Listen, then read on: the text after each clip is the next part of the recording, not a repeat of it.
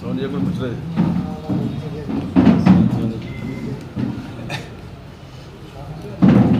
ఇంకేమన్నా వస్తుందా? స్టార్ట్ చేయండి. నమస్కారాలు.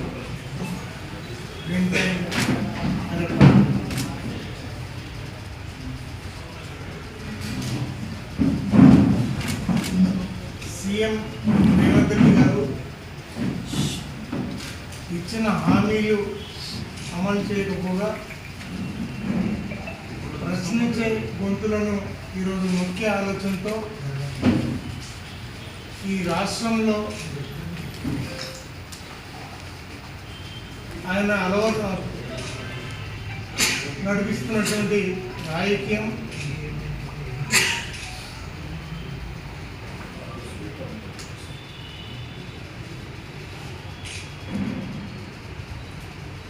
ఫ్యాక్షనిస్టులుగా వ్యవహరిస్తున్న తీరు మనం చూస్తున్నాం.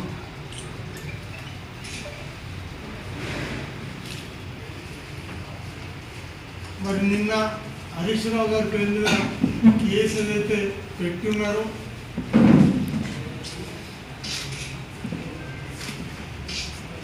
అది ఒకసారి ఆలోచన చేయాల్సిన విషయంగా గుర్తు చేస్తున్నాం. మరి ఎవరన్నా చిల్లర వాళ్ళు, రౌడీలు, ఇటువంటి వాళ్ళు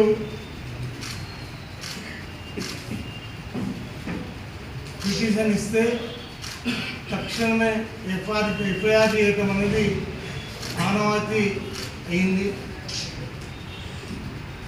ఈరోజు రుణమాఫీ విషయంలో హరీష్ రావు గారు సీరియస్గా పట్టుబట్టడంతో ఈరోజు ఆ పొద్దున్న చేస్తున్నారు. ఆ కక్షతో హరీష్ రావు గారి మీద కోపం పెంచుకొని ఎక్కడ దొరుకుతారా, ఎవరు కంప్లైంట్ చేస్తారా అని ఆలోచన చేస్తూ ఈ విషయంలో మరి తొందరపడ్డ విషయం మనకు తెలుసు. మరి అదే కాకుండా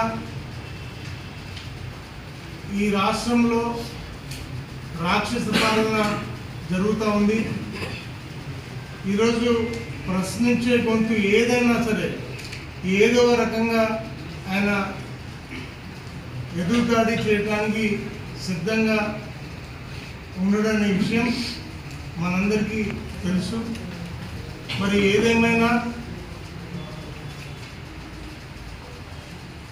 ఈరోజు కక్షతో హరీష్ రావు గారి మీద కేసులు ఏదైతే పెట్టిస్తున్నాడో,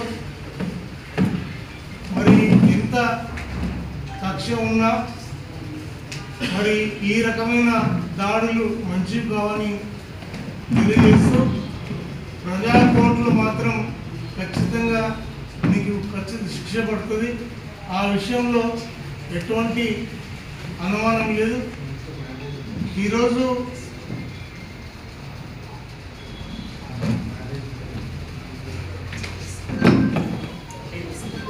ప్రజలంతా, అన్ని వర్గాల ప్రజలు ఈరోజు ఎట్టి పరిస్థితుల్లో నువ్వు ఇచ్చిన హామీలు నెరవేర్చకపోతే ఈరోజు ప్రజల పక్షాన మేము పోరాడతామనే విషయాన్ని ఈ సందర్భంగా తెలియజేస్తూ మరి పాల్గొన్నటువంటి మా పెద్దలు మాణిక్యరావు గారు, అదే రకంగా నారాయణఖేడ్ ఎమ్మెల్యే భూపాలరెడ్డి గారు, మాజీ ఎమ్మెల్యే భూపాలరెడ్డి గారు, ఆందోళ్ మాజీ ఎమ్మెల్యే క్రాంతి కుమార్ గారు, డిసిఎంఎస్ చైర్మన్ శివకుమార్ గారు, మరి మా వెంకయ్య గారు, మా పెద్దలు భూపాలరెడ్డి గారు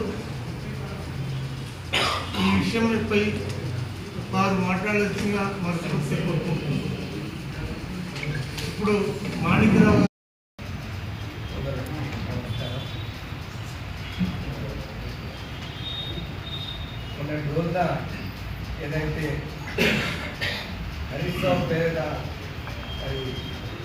యొక్క నీతిమాల మనసుతో కేసు పెట్టడం ఏదైతే ఈ యొక్క ప్రభుత్వం ముఖ్యంగా సీఎం రేవంత్ రెడ్డి గారు ఇది యొక్క ప్రజాపాలన అని చెప్పుకుంటా ఉన్నాడు. నేను ఏమంటున్నానంటే ఆడచేత కాక పాత గజ్జలు అన్నట్టు ఆడడానికి చేత కాదు ఏ పాత గజ్జలు ఉన్నాయి. అది ఆయన మరి ఏదైతే ప్రజాపాలన అంటే ప్రజల సంక్షేమము ప్రజాపాలన మర్చిపోయి మరి కేటీఆర్ మీద హరీష్ రావు మీద లేనిపోని నిందలు వేసి నీతి బాధ్యతతో కేసులు పెట్టిస్తారు. ఇది వారికి కొత్తగా 30 ఏళ్ళ నుంచి వాళ్ళు ఇంచుమించు 2021 నుంచి ఇప్పటిదాకా అన్ని కేసులు అన్ని జయించే కదా. ఇప్పుడు మళ్ళీ 2014లో ఈ యొక్క తెలంగాణ రావడం ఒక సీఎం సీట్లో ఉన్నాడు. ప్రజలకు అన్ని సంక్షేమం కానీ అభివృద్ధి కానీ చేయాలి తప్ప మరి బూతులు తిట్టడం మరి ఏదైతే ప్రతి రంగం రైతులు కావచ్చు, ఉద్యోగస్తులు, ఆశా వర్కర్లు నిన్న వాళ్ళు ఏదైతే ఈ యొక్క సర్వే పోతున్నారో మేము అందరం సర్వే చేయమని మరి వాళ్ళు బంద్ చేస్తూ ఉన్నారు. మాకు కావాల్సిన ఏదైతే హరిపాల సాగర్ గారు పెట్టిన కేసు అది కేవలం కక్ష సాధింపు కొరకు పెట్టిన కేసు. ఎందుకంటే హరీష్ రావు గారు మొదటి నుంచి కూడా ప్రతి ఒక్క ప్రభుత్వం ఇచ్చిన వాగ్దానాలు ఏవైతే వాగ్దానాలు చేశారో ఎన్నికల మేనిఫెస్టోలో పెట్టిందో అవి ఫుల్ఫిల్ చేయడానికి ప్రభుత్వం పైన ఒత్తిడి తీసుకురావడం మూలంగానే ఒకటి మాత్రం రైతు బంధు టేక్ ఓవర్ చేసి అది కూడా పూర్తి చేయలేదు. అది ఆయన ఒత్తిడి మూలంగానే మా కేటీఆర్ గారు ఒత్తిడి మూలంగా కేసీఆర్ గారు ఒత్తిడి మూలంగానే అది స్టార్ట్ అయింది. కాబట్టి ఇట్లనే అన్నింటికి ఒత్తిడి చేస్తే మరి వాళ్ళ ప్రభుత్వానికి బాగా ఇబ్బంది పడతారని చెప్పేసి ఆయన ఏ రకంగా భయపెట్టించేస్తే బెదిరిస్తే కేసులు పెట్టిస్తే ఆయన ఇట్లా మానుకుంటాడని మన ఆలోచన చేస్తాం. కానీ హరీష్ రావు అంటే 6 అడుగుల బుల్లెట్ ముందు ఈ కేసులన్నీ కూడా ఎగిరిపోతాయి, ఒకటి లేకుండా ఎగిరిపోతాయి. ఈ కేసులు కట్టిస్తున్నారు, అన్ని తప్పుడు కేసులు కట్టిస్తున్నారు, ఆరోపణలు అన్నీ తప్పుడు. కాబట్టి ఈ కేసులు నిలబడి తప్పకుండా మా హరీష్ రావు గారు కానీ మా టీఆర్ఎస్ పార్టీ పెద్దలందరూ కూడా ఏదైతే కాంగ్రెస్ మేనిఫెస్టోలో పెట్టిన అంశాలు అయితే ఏదైతే ఉన్నాయో 6 గ్యారెంటీలతో పాటు అంశాలన్నీ ఏదైతే ఉన్నాయో తప్పకుండా వారి కొరకని మీరు ఎన్ని కేసులు పెట్టినా కూడా ప్రజల పక్షాన పోరాటం చేసి జైలు పోయినా సరే ఇంకా ఏమైనా సరే ఎదుర్కొనే భయపడే ప్రసక్తి లేదు. మేము ఖచ్చితంగా ఎదుర్కొంటాం. మీరు పెట్టిన తప్పుడు కేసులు మానేసి మీరు అవి విత్డ్రా చేసుకొని ఏదైతే ఇప్పుడు కొన్ని కేసులు ఏమంటే కొన్ని మాటలు వీళ్ళు రేవంత్ రెడ్డి గారు మాట్లాడే మాటలు బుల్డోజర్లను దొక్కిస్తా, ఎంతమంది వచ్చినా సరే దుక్కడలు చేస్తాం, ఇట్లా రకరకాల మాటలు బహిరంగంగా రేవంత్ రెడ్డి గారు ఒక సీఎం ఉండి కూడా ఆ రకంగా మాట్లాడుతున్నప్పుడు పోలీసు వాళ్ళు ఆ మాటల మీద కేసులు పెట్టాల్సింది పోయి ఏదో తప్పుడు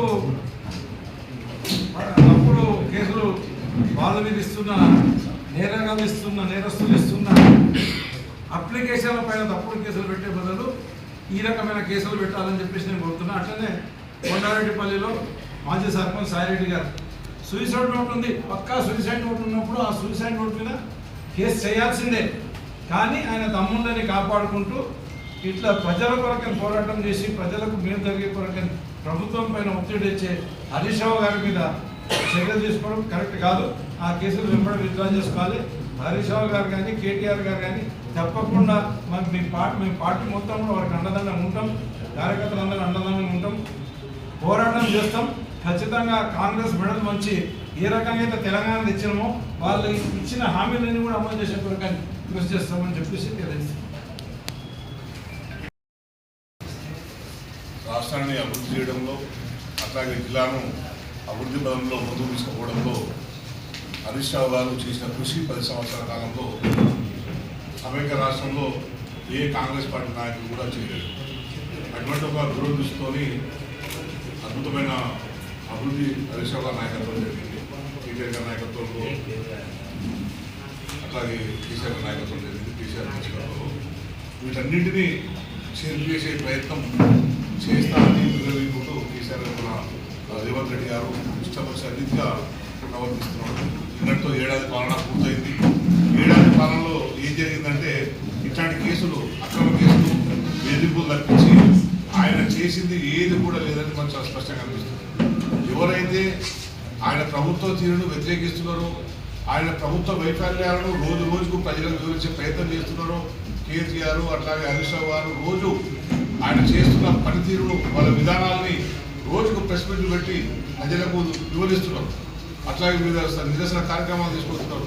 అవి సహించలేకనే ఇప్పుడు హరీష్ రావు గారి మీద అక్రమ కేసు బనాయించడం అనేది చాలా స్పష్టంగా మనకు అందరికీ అర్థమవుతుంది. ఎందుకంటే ఫోన్ ట్యాపింగ్ ఎవరు చేస్తారనే కనీస అవగాహన ముఖ్యమంత్రి స్థాయి వ్యక్తులకు ఉండాలి. కానీ రాజకీయంగా అనుకున్నాం, రాజకీయంగా లేకపోయి ఉంటే కనీసం పోలీస్ అధికారులకు తెలిసి ఉండాలి.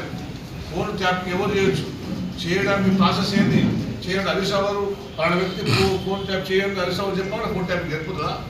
దానికి ప్రాసెస్ ఉంటుంది కదా. హరీష్ రావు హక్కు ఉన్నదా? హరీష్ రావు గారు వైద్యశాఖ మంత్రి ఫోన్ ట్యాపింగ్ చేసే హక్కు హరీష్ రావు గారికి ఉంటుందా? ఎవరికైనా ఒక ప్రొసీజర్ ఉంటుంది, ఒక ప్రాసెస్ ఉంటుంది గవర్నమెంట్ సిస్టంలో. ఆ సిస్టమ్ ప్రకారం జరుగుతుంది తప్పించి హరీష్ రావు గారిని ప్రత్యేకించి ట్యాప్ చేసిన కేసు పెట్టడం అనేది ఇది బూటకము, అక్రమము, ఉద్దేశపూర్వకంగా హరీష్ రావు గారి గొంతు నొక్కే ప్రయత్నం, తెలంగాణ ప్రజల గొంతు నొక్కే ప్రయత్నం. దీని అందరూ కూడా తీవ్రంగా ఖండించాల్సిన అవసరం ఉన్నది. ఇప్పుడు హరీష్ రావు గారి మీదే కేసు పెట్టిందంటే మిగతా కార్యకర్తలందరినీ భయపెడతామని అర్థం. హరీష్ రావు అంటే చాలా ఉద్యమంలో మంచి బాగా పనిచేసే వ్యక్తి, ఎవరికి కూడా వెనుకడుగు వేయని వ్యక్తి. హరీష్ రావుని భయపడించే ప్రయత్నం చేసింది ప్రభుత్వం అంటే చివరికి మమ్మల్ని కూడా కేసులు పెడుతుందని మామూలు సాధారణ కార్యకర్తలను కూడా భయపెట్టించే ప్రయత్నం ఈ ప్రభుత్వం చేస్తుందని అర్థమవుతుంది. కనుక అందరూ కూడా కింది స్థాయి కార్యకర్తలు కూడా దీన్ని తీవ్రంగా నిరసించాలి. ఎక్కడ వారు అక్కడ కూడా ఈ ప్రభుత్వానికి మన నిరసనను తెలియజేయాలని చెప్పి నేను ఈ సందర్భంగా అందరికీ తెలియజేసుకుంటూ హరీష్ అన్నకు మనందరం కూడా బాధ్యతగా ఉంటాం. ఈ అక్రమ కేసుల్ని మనందరం కూడా సమర్థవంతంగా ఎదుర్కొందాం. ఒక హరీష్ అన్న మీద కాదు, నెక్స్ట్ మళ్ళీ కేటీఆర్ నుంచి పెట్టించినా ఇంకెవరు పెట్టినా కూడా అక్రమ కేసులకు భయపడే ప్రసక్తే లేదు అని ఉద్యోగులు కూడా మోసం చేసే చరిత్ర చక్రధర్ గౌడ్కు ఉన్నది. అట్లాగే ఇంకా కొన్ని చాలా కేసులు తన భూములు అమ్ముతా అని చెప్పి భూములు పోచే కేసులు ఉన్నాయి. అనేకమైన కేసులు ఒక నేర చరిత్ర కలిగిన వ్యక్తి ఇచ్చిన విషయం ఏంటంటే ఈ ఫోన్ ట్యాపింగ్ మీద విచారణ జరిపించి నా ఫోన్ ట్యాపింగ్ చేసిందని చెప్పి చక్రధర్ గౌడ వ్యక్తి కోర్టు పోయిండు. కోర్టు పోయినోడు ఆ పిటిషన్ ఉపసంహరించుకొని మళ్ళీ ఎందుకు కేసు పెట్టిండు? కేసు పెట్టాల్సిన అవసరం వచ్చింది అంటే కోర్టు ఆయన పిటిషన్ను తిరస్కరించే అవకాశం ఉంది కనుక, ఆయన కోర్టులో వేసిన కేసులో బలం లేదు కనుక కోర్టు దాన్ని రిజైన్ చేస్తే హరీష్ రావు మీద కేసు పెట్టడం సాధ్యం కాదు కనుక మళ్ళీ అక్కడ కోర్టులో తినేవిత్రా చేసుకొని ఇక్కడ వచ్చి పోలీస్ కేసు ఫైల్ చేయడం జరిగింది. అంటే ఎట్టి పరిస్థితుల్లో అయినా హరీష్ రావు గారిని కేసు పెట్టాలి, ఆయన మీద ఆయన లోపలయ్యారు. ఇది మీ ప్రభుత్వ లక్ష్యం.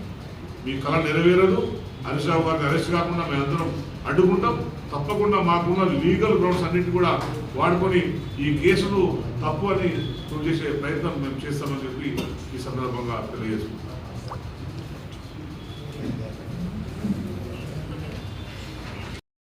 విషయం ఏంటంటే ఈ ఫోన్ ట్యాపింగ్ మీద విచారణ జరిపించి నా ఫోన్ ట్యాపింగ్ చేసిందని చెప్పి చక్రధర్ గౌడ వ్యక్తి కోర్టు పోయిండు. కోర్టు పోయినోడు ఆ పిటిషన్ ఉపసంహరించుకొని మళ్ళీ ఎందుకు కేసు పెట్టిండు? కేసు పెట్టాల్సిన అవసరం వచ్చింది అంటే కోర్టు ఆయన పిటిషన్ను తిరస్కరించే అవకాశం ఉంది కనుక, ఆయన కోర్టులో వేసిన కేసులో బలం లేదు కనుక కోర్టు దాన్ని రిజైన్ చేస్తే హరీష్ రావు మీద కేసు పెట్టడం సాధ్యం కాదు కనుక మళ్ళీ అక్కడ కోర్టులో తినేవిత్రా చేసుకొని ఇక్కడ వచ్చి పోలీస్ కేసు ఫైల్ చేయడం జరిగింది. అంటే ఎట్టి పరిస్థితుల్లో అయినా హరీష్ రావు గారిని కేసు పెట్టాలి, ఆయన మీద ఆయన లోపలయ్యారు. ఇది మీ ప్రభుత్వ లక్ష్యం. మీ కళ నెరవేరదు. హరీష్ రావు గారిని అరెస్ట్ కాకుండా మేమందరం అడ్డుకుంటాం. తప్పకుండా మాకున్న లీగల్ గ్రౌండ్స్ అన్నింటి కూడా వాడుకొని ఈ కేసులు తప్పు అని ప్రూవ్ చేసే ప్రయత్నం మేము చేస్తామని చెప్పి ఈ సందర్భంగా తెలియజేసుకుంటాం.